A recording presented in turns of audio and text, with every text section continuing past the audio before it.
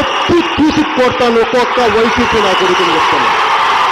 చెప్పు అటు తిప్పి ఇటు తిప్పి పగిలిపోయేలా దవడ వాచిపోయేలా చెప్పు చెప్పు పెట్టి కొడతాను కొడకల్లారా ఒక్కొక్కడికి. తమాషాలుగా ఉందా కొడకల్లారా?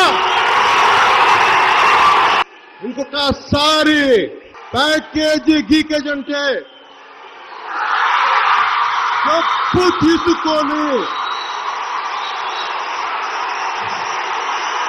పళ్ళు రాళ్ళ కొడతాను కొడకల్లారా ఒక్కొక్కడికి చెప్తున్నాను.